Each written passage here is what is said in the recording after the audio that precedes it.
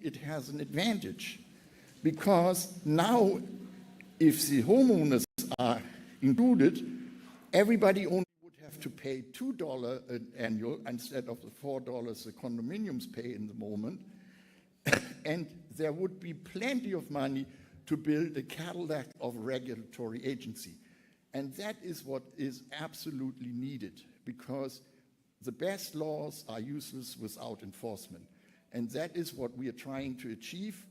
And we hope that many of you will help us, because the power is in numbers. You know, when we go to Tallahassee, we see there may be 5 owners, but we see 400 attorneys, CAMs, you name it, everybody who wants the money of the owners. And that is what has to change. Thank you, and have a very nice day.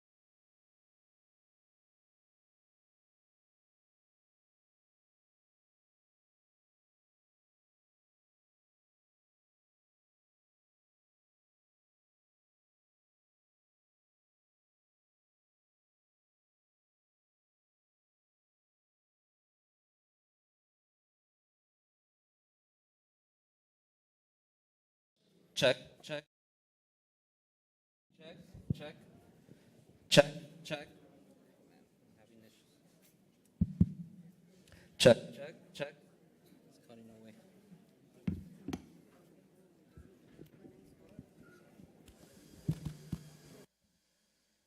Check, check. Check, check.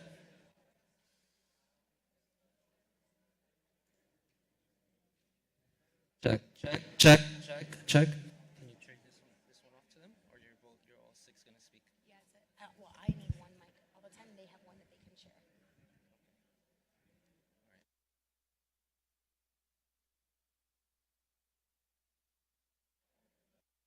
Can I use this one? Yeah, yeah. Okay, I'm gonna give them that one. If it cuts in and out, it's fine. I mean, we'll just have to wait. Okay, so you want to give it to them now or no? Okay, I'm gonna go ahead and introduce our panelists. Our panelists.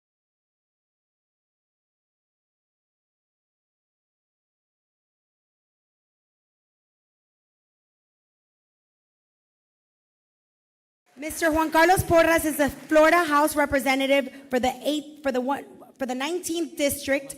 I'm sorry.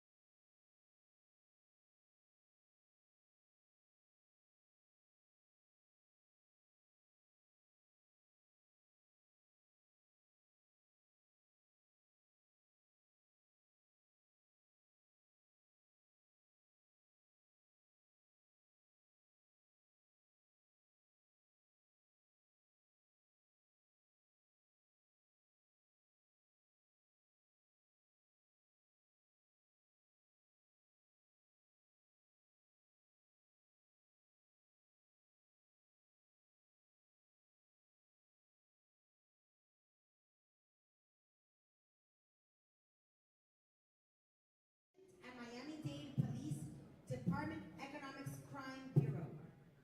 The Miami-Dade Police Department Economics Crime Bureau.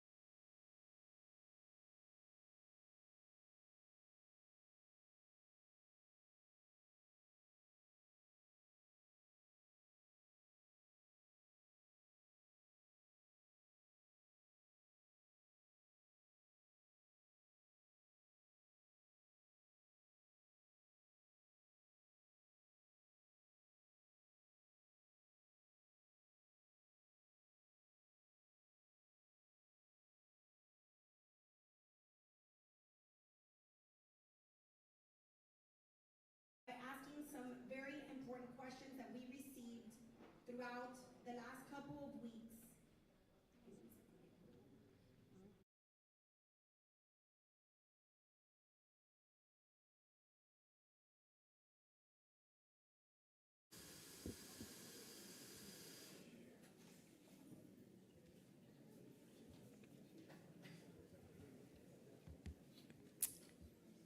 Okay, I don't have service here. Give me 1 second. Let me grab the question.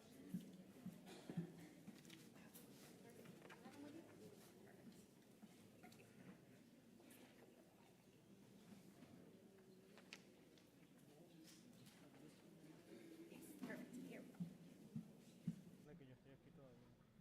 So many of you over the last couple of weeks have sent us in very important questions that have been asked about condo and HOA reform laws. This legislative session, Juan Carlos Porras, along with Vicky Lopez, took up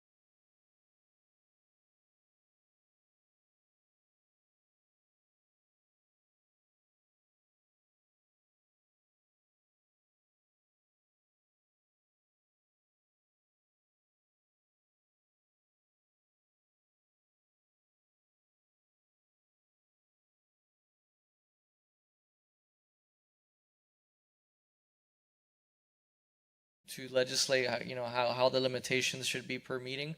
Obviously, because there is decorum, there is meeting programs and whatnot.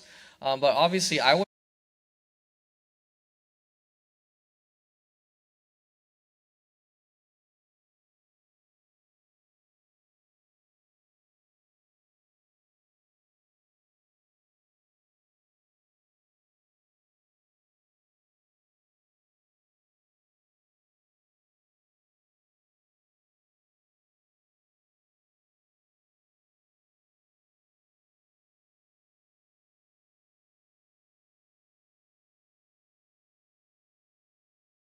Absolutely. So we just, and Mayor Fraga just mentioned the two pieces of legislation. Um, I passed last year HB 1203 for HOAs and 1021 I co-sponsored with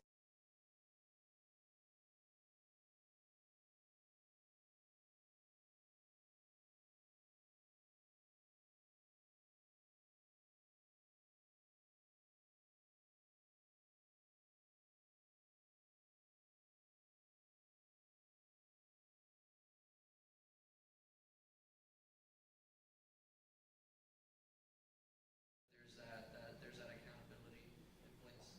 So now that you speak a little bit about the legislation from this past year, can you tell us how this legislation has created criminal penalties attached to the home, the board? Speak all day on that, but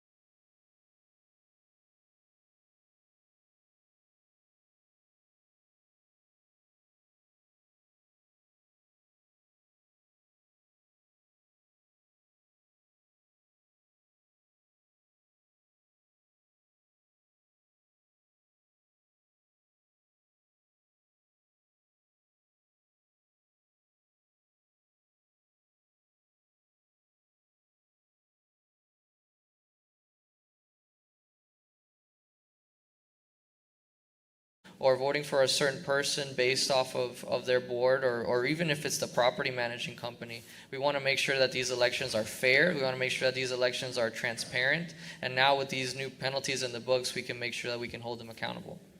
Thank you. And with that, we're going to actually transition right into Carlos and John, which I think go hand in hand in a lot of the oversight. Carlos, what do you want the public to know when bringing a criminal complaint forward? Very simply thank you all, first of all, for being here. Hold the microphone a bit. I'm sorry. Thank you all for being here. To bring the complaint, we understand the frustration of the homeowners or the unit owners when it comes to these crimes. What we look for more than anything else are financial crimes, money that's being stolen from the community's bank accounts. Either their reserves, their main account, but monies that are being stolen. So what we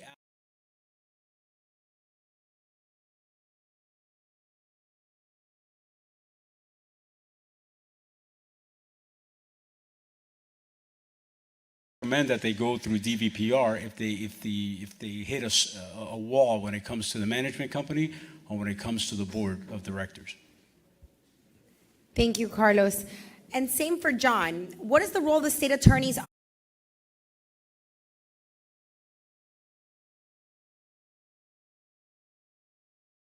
Bring this case to your attention.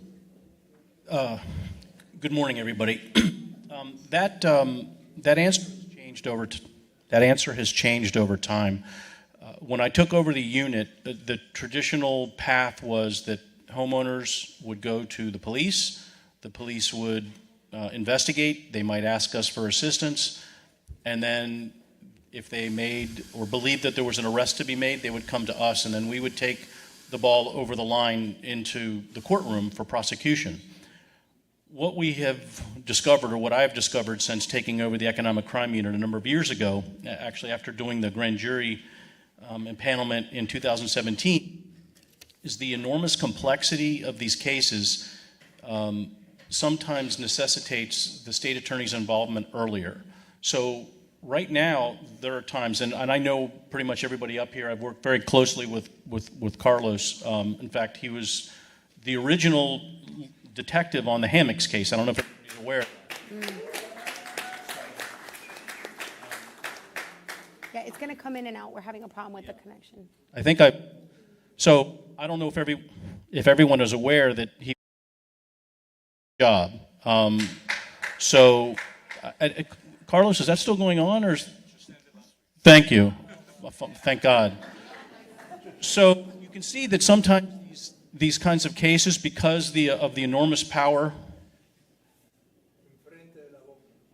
of the board, and sometimes with their attorneys, to put up obstacles to the homeowners and to investigators, that a lot of times the state attorney's office gets a lot more involved very early on. So we have an HOA hotline. We encourage people to call us. Sometimes we can sit down. We now have a specially designated prosecutor that handles these kinds of complaints because we get so many of them, hundreds. I mean, I get emails at 1, 2 in the morning, and I'm not exaggerating, because people are so desperate. I mean, in fact, I think the turnout here is an indicator of just how serious this kind of problem is. It's shocking to me, and I've told people, my dream used to be to buy a condo with my wife when I retired. That's changed. Sorry. And that's terrible because, so many people in the state of Florida live in condos. So it needs to be addressed, and I think that the law, hopefully that the governor will sign soon, should address some of those issues. So the thing that people have to keep in mind, and the representative pointed to this, is that we're the government. You do not want us micromanaging how your private board and corporation works. I've used this example before, but I will tell you that I've gotten calls, literally, very serious emotional calls about the color of the carpets that were to be put into a hallway.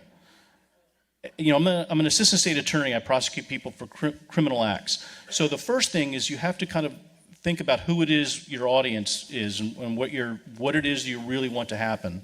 So when you decide to come to the police or to the state attorney's office, you really have to have some idea a serious idea that there has been a crime committed, not a violation of the rules. And that is one distinction I probably make over and over again, is that if you look at the condo statute and the HOA statute, unfortunately they don't run parallel to each other. They're not exactly the same, but they're getting closer to being the same. We're working on that. So there are a lot, and I tell everybody, look through those statutes and do what a prosecutor does, and that is read down where it says the board shall, the board must, the property manager must or may not. Keep reading until where it says what happens as a result of that. And generally you're going to find there's very few parts that say a violation of this is a crime. A lot of times it'll say it's civil. A lot of times it says nothing. If it says nothing, by and large what that means is call DBPR or hire a lawyer. Homeowners are very much left to their own. I mean, the statutes are supposed to empower you as homeowners to help run your affairs. So that's the kind of the biggest problem I see, is that people don't really get involved until it's too late. But they call us, and then if it's just a regulatory matter, I basically have to kick it back.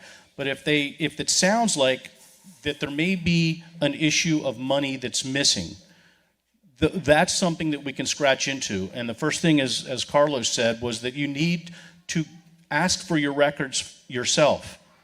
In the case of the hammocks, the owners asked for the records and they weren't getting them, and then we filed subpoenas, and then we had to fight for that for 2 or 3 years in the courts because they fought us in giving the state attorney's office. So if it gets to that point, then obviously we'll be there to assist you. But first you have to gather the records, review them, and see whether there's actually money that appears to be missing. And that's a key distinction. And the last thing I'll say on this particular question is that I'm getting an enormous number of complaints now, and I don't know whether the police are as well. Costs have skyrocketed. Insurance has gone up. Everything has gone up. And so there are a lot of special assessments now. And so people assume that if their fees are going up or their special assessments, and yet they look around, the grass isn't cut, the walls aren't painted, they assume there's got to be corruption, there's got to be theft. We get these complaints all the time. And a lot of times when we look at the budget, we look at the numbers, we see the simple fact is, and no one wants to hear this, is that the homeowners association isn't taking in enough revenue to cover the wish list of the things that the people expect. And so, we can't really run audits. So we really have to have some indication that something is actually leaking out, going to buy the president a new truck or a new condominium, things like that, because that's what we're looking for. We're not looking for violations of the rules. Said one of the biggest complaints that my office will receive, and I think that most people feel here, is that if you, the government, are not getting records that you're asking for, how are we going to get them? How do we get them? So what's the answer to that as a homeowner? And by the way, I live in an association too. How do we expect the person who is paying their fees, working, and is seeing what's happening in front of them? And you've led into a couple questions I have. I have a question for Tamara about what is the most common issue you're seeing today? I know what the answer is, but I think that that's something that we need to address. And I think what people, the frustration of people is, I'm already a victim of what's happening. Now you want me to also go and get you all the information so that you can actually prosecute? And so I think that we will take a couple questions at the end. And I think that that's the main frustration of people living in these associations, is now that the laws are being more paid attention to and there's criminal penalties attached to them, there may be more we can do. But where does the line draw as to how much the homeowner should do, or who should they go to do the investigation, to get all the information, to then go after the fraud? So I'll answer the question this way. Again, the law puts an emphasis on the homeowners running their own affairs. So just like if you had a single family home, you wouldn't come, and I'm not trying to be funny when I say this, but you wouldn't come and go, we don't have enough money. Where's it going? You need to first of all be involved in the association. A lot of people don't get involved with the elections. They're distant owners. They don't vote. They don't care. And the same board keeps getting in and over again, and they get entrenched. But with respect to the records, the process that what we require is that you at least go through the steps that the condominium puts, and you might call it an obstacle. But I find, and Tamara can speak to this, that people sometimes when they write the records request, they don't do it on the proper form. All associations, and I don't want to say everybody's bad, but a lot of associations are not your friend. They view sometimes the homeowners as pests, as sort of like, don't get in our way. We have a plan. We want to do what we want to do. I'm not saying everybody, but sometimes I see that. And so instead of trying to help you, say, you really need to use this form, not a letter. You have to do it this way. So do it the way that they're recommending, because that's what DBPR is going to require. And I know DBPR gets a bad rap, and candidly, I've been part of that, and I have my disagreements with certain things. But the DBPR will go through the steps if you file the complaint. I know sometimes, and there's people from DBPR in the room, that they will jettison a complaint if you don't answer a call right away or you don't respond to an email right away, and then they consider that closed. But you have to be persistent. But we really do require you, before I issue a subpoena, which is time-consuming and costly, and sometimes is a useless fishing expedition, you need to try to get the records yourself. If you don't get the records, that's something DBPR has issued an order saying you need to give the records, and they still don't give the records. Trust me, our eyes are going to open on that, because there's no reason why the association, the property management company, shouldn't give you your records. It'd be like saying you can't look at your own credit card bill or your own checking account. So if they don't give those things, then we can issue a subpoena. But you can't come to us first. Because and even when this new law hopefully gets signed by the governor and becomes effective, the law says, and I've been pushing for this for years, it was in the grand jury recommendation, is that if associations are consistently denying people access to the records, at some point that should be a crime. Right. I mean, it's not a capital offense, but it should be a crime. And that's what we call, in law enforcement, sort of a building block crime. Sometimes it's hard to prove the ultimate crime, the grand theft. But if we can show that somebody didn't transmit records when they were given a lawful request, that allows us an inroad. It gives us some basis to come in and start investigating. Right now, Carlos has no business going in there and asking for records. We'll look at those complaints, and if the complaint is not written in the proper way, if you say there's crimes going on, they're thieves, they look at that historically and they go, well, then go to the police, it's a crime. You need to kind of be sort of technical about it and say, what is it that DBPR enforces? Oh, I asked for records, they didn't give them. Leave a lot of the other stuff out. So you have to be kind of systematic about how you get your information. Once you have that information, then you can bring it to us. If you look and see that money seems to be missing. One thing I see a lot, insurance money comes in, $300,000 check. Where did that go? It wasn't spent on anything, and the money seems to be gone. It's not accounted for in the records that I can find. So it's hard to give a hard and fast answer. Thank you, John. So I actually want Juan to touch about, State Representative Porras, to touch about this, because as an elected official, I'm subject to Florida Statute 119. Public records laws. Someone asks for a public record of mine, I have to give it within a reasonable time, otherwise I'm subject to penalties. So why not hold the boards to the same standards? I think Juan's going to touch that. Yes, thank you, Madam Mayor. So we did actually include a lot of the same penalties that we have in Statute 119. Obviously, we didn't slam them with sunshine, but we did add in both of the new laws, in 1021 and in 1203, for condos and HOAs, a certain specific number of days where if you don't receive those documents at all, you can lawyer up and get those documents one way or another, either through civil court, or obviously if there's much more going on, I'm sure the state attorney's office will be on board.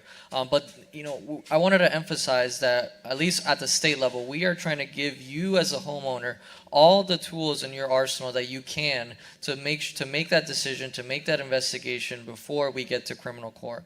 Besides of the criminal penalties that I just mentioned, I wanted to touch on the auditing.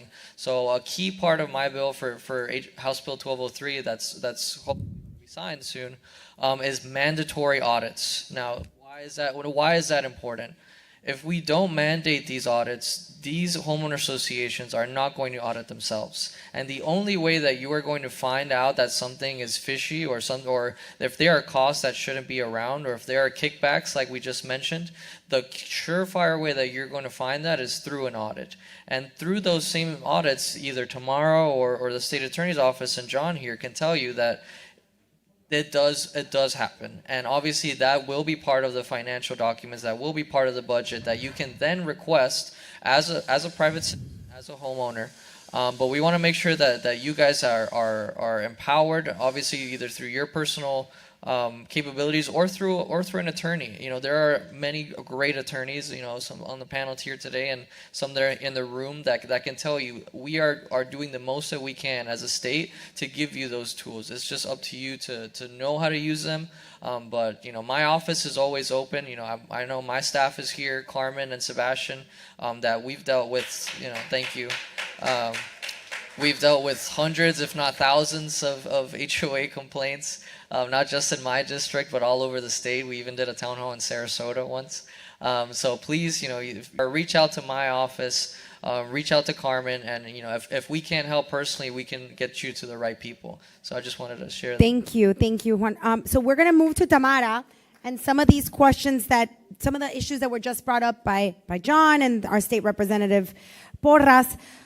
Tamara, how can a property owner effectively navigate disputes with their association while ensuring that their rights are protected? And then I know you want to also touch on some of the things that were said, because I do have those questions for you too. One of the things that I want people to know, that they have to properly educate themselves. And the reason I say that is because oftentimes you think you have a right to something, but you actually do not. We're having a transmission issue. I'll give you an example. Even with the access to records, there's people that come to our office, and I look at the records request. I always try to get a historical, and they'll come in 7 years where they have association for 7 years worth of documents, thousands and thousands of pages. Nobody's going to review that. If there is a crime, the statute of limitations has expired. So you're putting not only an undue burden on the property management or the board to get your documents, but you're not going to get the information that you need. So I always tell the client to educate themselves in what it is, what your rights actually are. I also always emphasize, anybody here that's been to my office would hear me say, know the difference between a regulatory violation, a criminal matter, and a civil matter. That is going to, you're not going to feel as frustrated if your complaint doesn't go unanswered.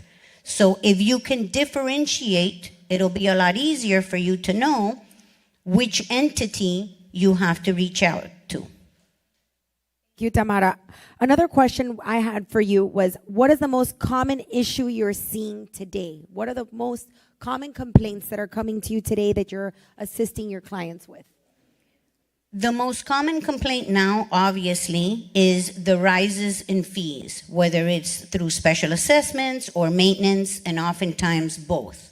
So I do want to add that even if these increases right now are justified, it doesn't mean that the money was not mismanaged at some point. Oftentimes, people are assessed for a project, the money's never used for that project, and you're reassessed. So we understand that, and there may be something that we need to look into that happened in the past. But again, either that or the access to records. Process takes months. It takes us months, and this is what we do. Because oftentimes we see that the documents that they provide are incomplete. So then you have to go back, or they'll refer to the web. And the website doesn't have all the documents. So the access to records and obtaining the records, and also the increase in fees and the increase in special assessments. Thank you, Tamara. The next question is more geared towards Dana Goldman and her legal expertise. After speaking about all these issues, that we're seeing. We've records.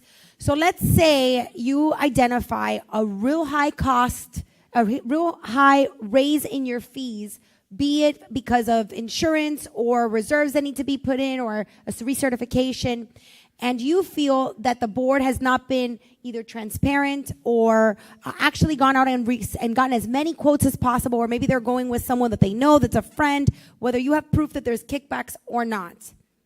What can a homeowner do about incredibly large assessments and increased fees?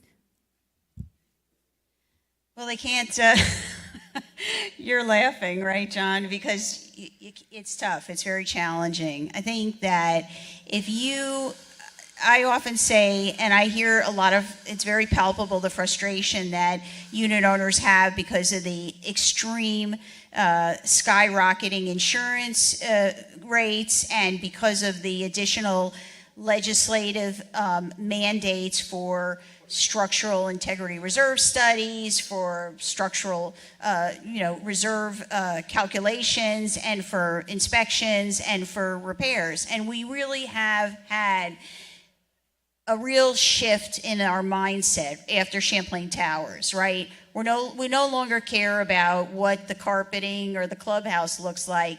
We really care about, hey, is my building safe? Okay, so we do have, in some ways, a paradigm shift.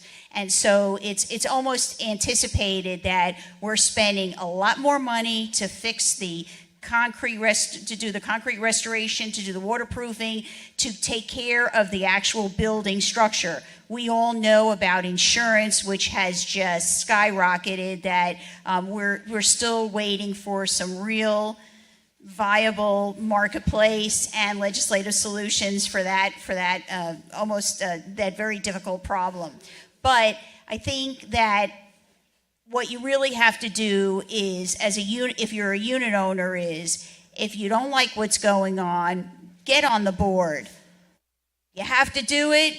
Just run and get a seat on the board and see what's really happening, because that way we all know that the balance of power really does shift towards the board. So get on the board, get active, find out what's going on. It's not necessarily a crime because your fees have skyrocketed. There are external pressures for that, but do something about it and make a difference and get together with the other unit owners and really make it happen. That actually goes right into my next question. There's a difference between immorality and criminality.